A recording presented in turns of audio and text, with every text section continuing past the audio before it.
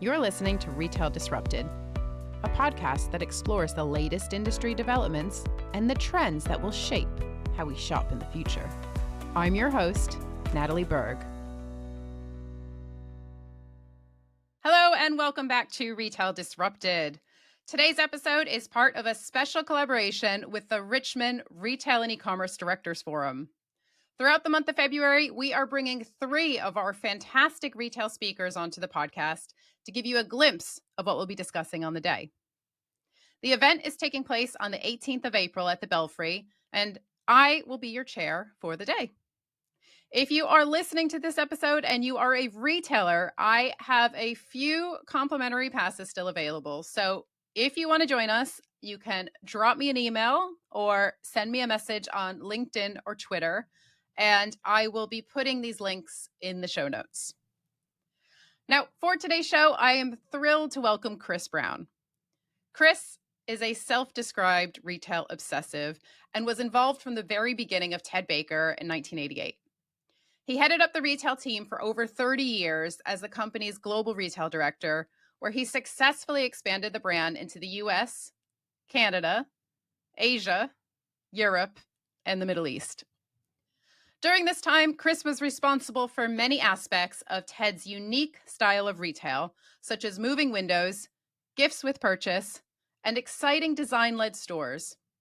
He's considered to be one of the leading lights of the drive to create retail theater, and I am thrilled to have him here with us today.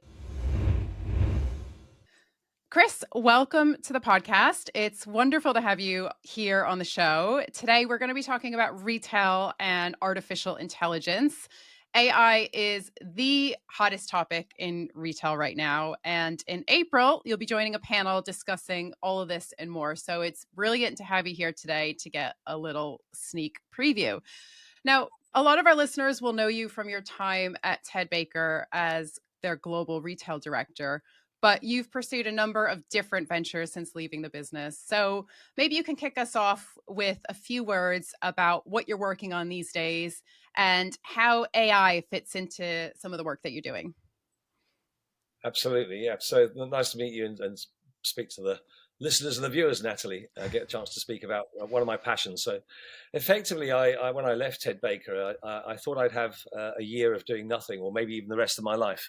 But actually, within 2 weeks, I started getting busy working with various interesting projects, one of which was Advent International, which is a private equity group looking at buying and selling, particularly buying and acquiring retail brands. So I did 6 major projects for them, which was incredibly exciting. I'm still retained by them, but there's nothing happening in that sphere at the moment. I also worked for the government and for a large logistics firm on an incredibly exciting future retail project, which I can't tell you too much about because it still may happen. That was actually working with the slightly discredited Kwasi Kwarteng, the business secretary, and government offices and people, and indeed councils around the country.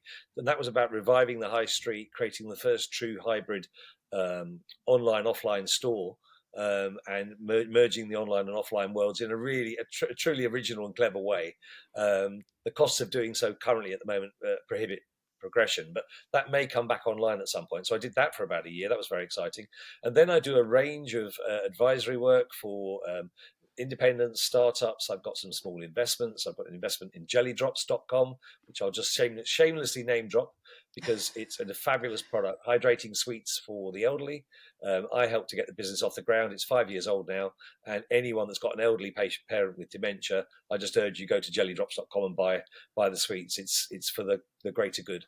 And then I have my own brand, which I shouldn't miss. I created a brand called Kit London, which I've been working on for 3 years. It's trading quite nicely, but we're probably planning to pivot away from it. Got some better ideas about how to maximize sales there, so we're going to change that slightly. I'm also writing a book called Choose Happy, which I'm about halfway through, hopefully for release later this year. My life, not in retail particularly, just my life generally, and tips for happiness for everyone out there. And I think I've covered about half of what I'm up to. I'm also working hard on potentially getting a big role out in Saudi Arabia on the big ticket projects that the Saudi government are working on. One in particular, but there's 2 or 3 that I've got my eye on. I'm actually going out to Saudi again early next week to chase up those opportunities. So that's Wow, probably enough for a 5-minute intro. you sound very busy, Chris. I mean, do you sleep? Too No, busy, too that's busy. too busy to sleep. Too busy to sleep. No, well, I appreciate you Yeah, then taking the time to be here today. That's great. So we're going to jump right into our conversation about AI, and I want to get your thoughts on the benefits of AI because we hear a lot about the risks, and that's everything from displacing jobs to kind of wiping out humanity, right? So this is a real sort of yeah. spectrum. But AI is also doing a lot of good. It's making retailers leaner, smarter, more efficient. And on the customer side, it's kind of getting us closer to that holy grail of hyper personalization. And so I'm personally really excited to see how that progresses. I think every day we seem to be discovering more and more use cases for AI, but I'm curious to know, what do you see as the biggest benefit that AI can provide for retailers? What are the big opportunities with AI?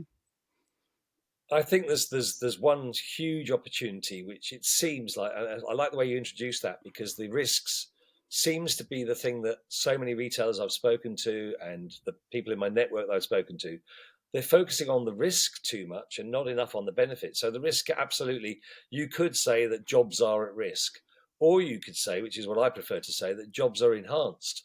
So people's jobs where they currently, I'll give you one really good example.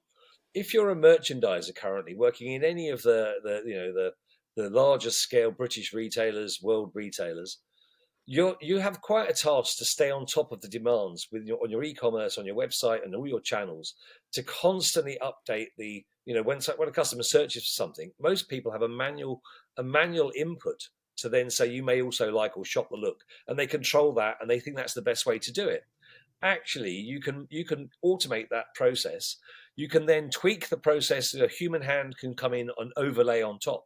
So you automate the process for thousands of products, and you offer five products and maybe 5 looks, 5 additional items on top of that. You got to do that. So 1,000 items ends up being 10,000 inputs to try to stay on top of it, and you need to stay on top of that weekly. You may not change it weekly, but you stay on top of it. If you can automate the basic process and then just go overlay and decide, is that what I wanted it to be? Yes, it is. Most of the time it will be. You can leave it alone. So you'd say, choose a pink dress. Here's 5 other items from our range that you might be interested in. The other colorway in the style of the dress, another pink dress, two red dresses that aren't so dissimilar, and a pink print dress. Why would you not do that? And I can give you chapter and verse on brands I've spoken to who've seen me demonstrate that benefit to them, and honestly, they've still said no. and why they say no is Why? fear. Yeah. So it's going back to it's fear. It's a fear. Oh well, my team do that. Your team will then have time to do other great jobs, such as analyzing sales, analyzing product, analyzing the worst sellers, analyzing why that store sold none and that store sold 10, or that location sold 10, or why the customer in a particular town is shopping heavily for a particular item. So that fear should be turned into opportunity, and that's the way to think about it. So that's just one example. If you go into chat gpt or there are some other contenders, and you start thinking about text, oh my god, why would you not use a automated ability to produce copy? So for your newsletters, for your emails to customers, which is time consuming and a bit boring internally, and everyone listening to this, if they're a retailer, will know it's boring. And some of the social media generation on a daily basis, we all see it. We almost switch it off. They've it's Thursday. Think about the weekend. I mean, so what? Whereas if you go and use Chat GPT or versions of, you can effectively say, give me something fresh, and you can prompt it to give you something fresh and interesting to say about the upcoming weekend. And you'll get 20 different opportunities. And then you can look at that, take what they've suggested, and then the human hand again can turn it into something interesting. So fear should absolutely be replaced by use it as a tool. Use visual AI as an additional great tool. And I would actually argue, if we all used it correctly, retail would do better and there'd be more jobs.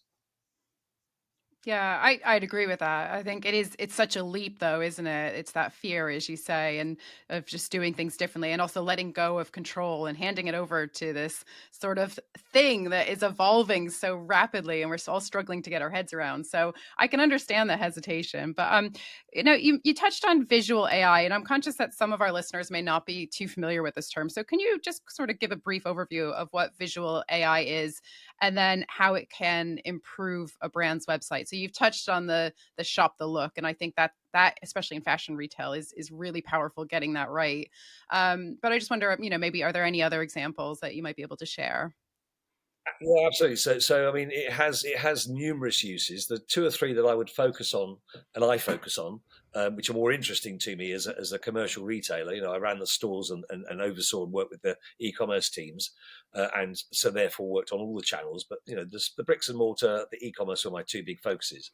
Um, Absolutely. So where visual AI can help. So the first thing is it can automate that process. As I said, it can automate. You're searching for an item, you will surface more of the correct items using visual AI than you will by doing it manually, and you'll update it. You can teach it to we have a new item of stock coming in. We want to surface that to the customer immediately, as opposed to it potentially getting missed by the team. They're busy doing other things. A piece of stock arrives on a Thursday, goes out to the stores, goes live online. They don't particularly pick up on that, so it might get missed from their manual input. So the system can be automated to say new stock automatically. As soon as it's put on the system, it automatically is then registered. So you've got two benefits there. The thing that we don't do in the West, we don't do in in North America, we don't do it in Europe, UK, we don't do it, which is huge in Asia, which is where Vicens is based out in Singapore. Um, is actually photo shopping. So actually taking a photograph of an item, I'll just demonstrate here. If I take a photo of that glass, I like that glass. It's a nice glass. If I take a photo of it in Lens, which is an application in the phone that Vicens provide, it will immediately give me a Google search style list of locations to buy the item in.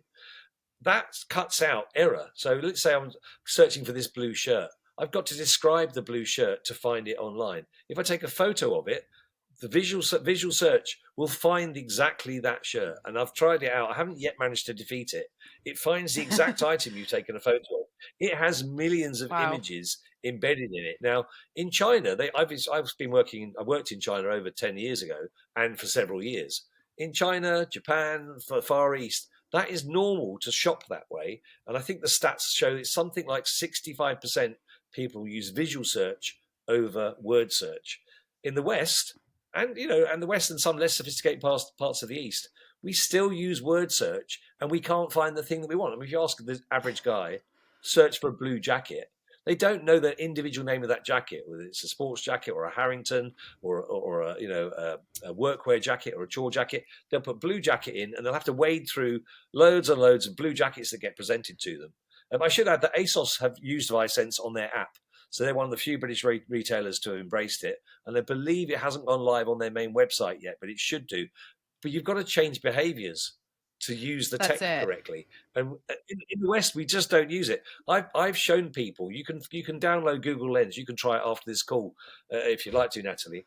Download Google Lens and start photographing. Just take photos in Google Lens of items on your desk or around your home, and you're going to be amazed. You'll go, "Oh wow, that's a vase that's got a crack in it. I'd like a new one." Take a photo of that vase. Google Lens will go and find you where that vase is available to buy.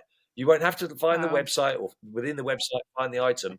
It'll find the item, and it will. My prediction is a year or two from now, we'll all be using visual search to shop because we'll suddenly think, well, why didn't we use it? And on top of that, for influencers, this is going to be amazing. Influencers can walk the streets wearing an outfit. I predicted this years ago. It hasn't happened yet. It happens in Japan. You can actually just go up and down the street 20 times in 20 different outfits. People can photograph you. You can geotag the item that they're being photographed on. The influencer gets paid by the brand because their photo has been taken and has led to sales. And the person taking the photo of the person wearing the outfit can shop the item immediately. So you'll end up with this weird hybrid of real time influencers walking the streets. That'll become the new way of modeling and making money. Wow. There's other brand I didn't really get to say to you, I've at the beginning, I've worked with so many interesting startups, from companies that do sizing applications to one called Me Spoke in America, which still hasn't hit big yet, where they can geotag all of us. So if you just post on Instagram or social media, if someone likes what you're wearing and clicks on it, they'll be able to shop that item. And if it's Ralph Lauren or it's Karen Millen or it's Ted Baker or whoever it is, they will see that that's you, and you'll get a credit, usually probably in the form of loyalty points. But if you're really good and you get lots of people loving your stuff, you'll get paid by them. That hasn't happened yet, but it could happen in the future. So I'm fascinated Wow. by all the applications that are out there, all trying to get a little piece of the pie. So I'm getting off the subject of Yeah. visual AI here. Visual AI has a rival in America, Site, SYTE. Those are the two big ones, and I think there's some others, like smaller players in the market. And there will be, I am sure, that Google, Meta, X with Elon Musk, they'll all be looking to have their own versions and their own use of the tech. So So why do you think it hasn't I'm taken off? obsessed Is about it? Do you think it hasn't taken off because stupidity. it's a stupid? I was going to say a cultural difference, but stupidity sounds like a No, better answer. I'm not. And I say that sounds like I'm just being very rude. I'm not. It's a stupid, burying our heads in the sand approach that unfortunately the West thinks it. The West does believe it's ahead of Asia. Now everyone I speak to goes, "Oh no, I know that China's ahead." Well, if you know that they're ahead, why are you resistant to this newness coming into your business? In most cases, you can trial it. You can have a free trial. You can just test it out. You can see see if it works, see if it's appropriate for your customers. We were very good at that at Ted Baker. Something that Ray and I and others in the team, we would say, you've got something new to show us, come into the office, have lunch, meet the team, show us. I can tell you legions of people that have met me since I left the company who said, oh no, Ted Baker used to give brands a chance. That was one of the hidden secrets of our success. I've tried to get into so many of the brands, UK brands and American brands. They're resistant. Their gatekeepers don't let you in. And I don't understand it, because surely the whole point of being one of the governors of British retail and the UK and the US retail is to say, what's the new? Show me the new. Show me what's happening. Let me test it out. Give me a free trial. We were big enough at Ted Baker to say, we're not paying for a trial. You come and do it at your cost, proof of concept. If it works, we'll take it on. If it doesn't, it doesn't. I heard about Hero the other day, which is a product that I helped to launch in Ted Baker just before I left. And Hero's gone on that's to the great, app great that success. connects. I think that's the app that Connection to connects a online shoppers salesperson. with in-store stuff. Yeah, I thought that was a Yes. really interesting I concept. thought, and I didn't know this, but Ray had invested in the company, and he actually said to the guy, "Just see what my guys do when you contact them." I said to the guy, "Can you come?" He phoned me up. I said, "Can you come in tomorrow?" Come in tomorrow. He said to me, "You're the first British retailer who's just said come in tomorrow. I've got one or two appointments. Everyone else has been difficult." I went, "Why would I be difficult? Sounds great. Sounds like a great idea. Let's trial it." So we trialed it, and I heard that he's exited at some multi-million multiple and has opened a new business called Bloom. I can't give you a shameless plug for Bloom because I Ah. don't know much about it yet, but that's his next app, which I heard about it on the cruise last week. It's so So, fascinating hearing you speak because, and really refreshing to hear from a retailer's perspective that openness and that willingness to embrace innovation and also fail fast, right? It's this idea that we're going to yes, try it, yeah, we're going to see what happens, and if it doesn't work out, we move on. So, I guess that kind of brings me to the next question, which is just around your thoughts on UK retail right now, because this is a sector that is always evolving, it's always changing, it's always disrupting or being disrupted. And there's a lot happening, but I know it's a big question, but what are your thoughts on the state of retail right now? And I probably know the answer to this based on what you've just said, but what advice do you have for retailers operating in this climate? absolutely. So I'm frustrated by it, as you can probably gather from some of the earlier comments, and I'm not calling people stupid. I'm just saying there's a sort of a barrier of stupidity that stops them from learning. You've got to get out there and learn, but you've also got to look at what you've currently got and make the absolute best use of it. So the stat last time I looked at it was that 75% of all goods are still sold in stores. So this idea that the internet has taken over, yes, it's taken a huge slice of it, But what do you mean? It's a funny phrase, isn't it? It hasn't taken it; it's expanded it. We have more ways to buy more things than we ever did before, and we can buy through social media channels by clicking a button. We can buy through apps by clicking a button.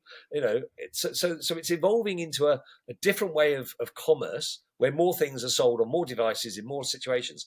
But what most brands have done, from my perception, and this will offend a few retailers out there who think they're still doing a great job, but we can all say it. We can all go say, let's go shopping tomorrow. You'll get a pretty poor experience in the stores. There's generally speaking been an abandoning of the stores. It's all about e-commerce. It's all about my other channels. It's all about influencers and influencer selling and so on. It's not. It's about that as well. And you need to make certain that your store still delivers brilliance in the stores. I look at my old business, Ted Baker, and the heart's been taken out of it, is my view. You look at it now; it's dumbed down in size, but they're not the only ones. So many stores, they let that store go and then they closed, or they didn't need to close. They needed to show the stores some love and show the stores some passion. Now, it might be you need to run slightly leaner operations and leaner teams because the foot flow is not what it was 10 years ago, but there's still an awful lot of foot flow. I live near Brighton. If I go into Brighton on a Saturday, you have to get there early to get a parking space. Everyone is out having coffee and going to the stores and buying things. You get it right, Zara. I'll give a shout out to the White Company. That's an example of someone who actually runs their stores brilliantly. That's the way to go. The White Company knows that the store experience is absolutely vital to that shopper. They sell a premium product. The customer wants to get more than just the item. They want to feel they're part of almost like a wider community. So all these words that people bandy around, and as I say, I'm going to offend a few people. They're going to say, "Oh, we do that." No, you don't. You go to those stores, and that you don't deliver the experience that you claim in the boardroom. So focus on your stores just as much as you focus on your e-com, if not more, because that's where the people intensity comes from. You need well-trained teams. So that's a sort of moan. More positively, and this is positive because of what's happened, I think there's been a big shakeout. We haven't lost many brands that people loved. The brands that have gone in the last 5 to 10 years are all brands that had past their sell-by date. They weren't delivering what the shopper wanted. And then my extra positive future thought is, and it's happening, I'd like to think that some of the disruptive online only companies, such as Gymshark, who've opened a fabulous store on Regent Street, they will start to realise that a brand isn't just its online persona. It has to have a face, and you can give that face by opening a brilliant, innovative store on the high street. So I do still feel positive that we'll end up with a leaner, meaner, but more entertaining, fun high street. And I'm still hopeful that it'll be full of great independents, smaller brands that may end up one day becoming big brands, and there'll be an excitement about shopping again. I mean, I had someone say to me the other day, "Oh, you're an old school bricks and mortar guy." No, I'm not. Bricks and mortar is now, and it's the future still. 100 years from now, we'll still have leisure shopping. We'll still have places to go. And I believe that they'll be even more exciting. This period now is a sort of downtime when it's all readjusting. But don't abandon it. That's my absolute message to everybody. Go back to your stores and go, well, how could I make this store exciting? I've got one last thought for you on that, Natalie. And this is another little annoyance about how to use tech and new tech ideas correctly. I don't know, 7, 8 years ago, maybe a bit more, I'm not sure. But iPad selling, if you want to call it that, came in. So every sales assistant was enabled with an iPad. And then a lot of them abandoned it very, very quickly. They abandoned it because either they didn't have the Wi-Fi at all, or they didn't have Wi-Fi installed correctly, or it was glitchy, or they didn't do any training. They just handed out the iPads to the store teams. What I did, we did a similar thing. We had a slightly failed first attempt. But then when we looked at it and said, how can we make certain that using an iPad actually resonates with the customer, that it is an additional benefit, and it fits into what we're also doing? So we said, hide the iPads, first of all. Don't come out with an iPad in your hand. It immediately feels like a robot serving you. But when the shopper's like, oh, you don't have that in a size 3, oh, I really need it for Saturday, and then you click into gear, I can get that for you from one of our places, and I can get it tomorrow, either delivered here or to your home address. Seems old news now, but I spoke to retailers in the year or two after iPads first came in, and the attitude was, oh, I see you still bothering with iPads in the stores. We took them out. They didn't work. They were useless. They didn't. No, you need to find out what it is about it is wrong, what's not working, and then find out a way to make it work. And currently we've got an issue, online we've got an issue with all the sizing apps. Customers aren't really using them. and I'm going to blame women here. It's not sexist. Women, it's a stat thing. Women will go, I want 2 dresses and 2 colorways. So they'll order 4 dresses and keep one. So you've got a 75% returns rate or 100% returns rate. The sizing apps don't solve that because customers go, oh, I don't know that brand. Now, it might work over time. I believe it will work eventually because it's no good to you to have to take an item back and deliver it, send it back through some logistics firm. And it's definitely not good for the brands to keep receiving stock back because more stock has to be made, more stock has to be held, and more stock's out in the ether not being used correctly. So sizing is currently the thing that we haven't solved, I would say, and getting sizing right. There's lots of great sizing apps. I've had people sell them to me. This one does 2,000 metrics. This one does only 3, but it's accurate. This one gives you a try on at home facility. Unfortunately, we're human beings and we say, I want to see the stock. I want to hold the stock in my hands. I want to put it on my body. I want to see if my body works with that piece of stock. So that's not been solved, I don't think, by anybody yet. And hopefully somebody listening to this might say, oh, yeah, I've got the app that solves that. But at the moment, it's a no. Yeah, that's a perennial problem in retail, fashion retail in particular. And as you say, it's not just sizing, but it's fit, it's texture, it's there. There's so many different aspects, and yeah, I agree. I think whoever solves that problem is will be can happily cash in because it's, I think, the one thing that just we haven't figured out yet. And I think it is holding shoppers back from buying online, or it's creating headaches, as you say, for retailers because there is that buy to try mentality where you order 4 and send 3 back, and that's just the way that we shop. And it'd be interesting, Chris, just to hear your thoughts around I guess just briefly around how retailers are kind of it's a little bit of carrot and stick now, where some retailers are now charging shoppers for returns but not charging them to return the product in store to drive people back to the store and maybe buy some more products while they're there. So I don't know, how do you think we can potentially solve this challenge of returns? I do think that some of those, what you mentioned there, some of that might work in terms of there's an incentive that it doesn't cost you so much money and so on. I think unfortunately customers are quite brutal and they'll say, well, I won't buy from you then if you're going to charge me to return it. So that might not work. I think there's cleverer ways of doing it. I think you could actually offer loyalty points. You could offer future discounts. You could offer credit. You could incentivize that way rather than it being a blunt instrument of it costing you more money. So I think a little bit more intelligence around how that works. So that's one thing. The future retail project that I was alluding to, that very much worked on the idea that if we create a brilliant environment on the high street, you will prefer to have your goods sent there because if you're a working person, you're not always at home. Obviously, a lot of us are at home now, but if you're not at home, you have to go to a place of work. Missing your delivery or not being happy to have it left. I mean, I've got a place here where they can leave it quite easily. But if you live on a busy street in London and there's no safe place to put your goods, you might prefer to go to a venue. Well, if you make that venue an experience, a really great experience with, a coffee shop or a chance to eat a snack, a fabulous dressing room, but you can try the 3-4 dresses on, you can give the 3 back that you don't want, and they go back into stock for the brand much more quickly. That's what we were working on.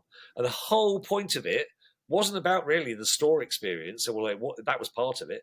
The bigger part of it was this is what the bigger brands want. ASOS, Boohoo, John Lewis, but they don't want their stock on a van somewhere. And I don't know if you know this, but the average time for that stock to get back from consumers, it's not 1 or 2 days, especially with the advent of Klarna and buy now, pay later things. Customers don't care. They'll keep it lying on the bed for a week. So the average returns time ends up being 9 days. So that costs the bigger brands. It could be 20% of their inventory isn't available to sell. So our whole plan was to create this way of buying. Now, it wouldn't have been for everybody, but we estimated 30% of people would prefer. They already prefer shopping like that, as in picking up in store. Giving them a great store to pick up in with a great experience and speed as well. So we do it much more quickly. We also had eco benefits planned as well, that you'd have external locations where the larger stock could go. Electric vehicles would bring it to the location, the central location, and you'd have a huge positive impact on the environment. So we were working on all sorts. I was the retail lead on the project, and we were working on all sorts. I still believe there'll be a version of that somewhere a bit further down the line. But we'll have to wait and see. That's so fascinating. And I have to say, I have had similar thoughts around why can't we encourage shoppers to do the right thing that helps, both the environment and the retailer's bottom line, whether that's encouraging, rewarding them for returning items quicker or, Yes. I don't know. I think retailers can get really creative with that. So, Chris, it's been so fascinating to speak to you. Thanks so much for taking the time. And I'm really looking forward to continuing the conversation in April. Absolutely. No, I look forward to seeing you then. Thank you for listening to Retail Disrupted. If you enjoyed this episode and would like to support the podcast, please leave a rating or review or share it with others. It really makes a difference.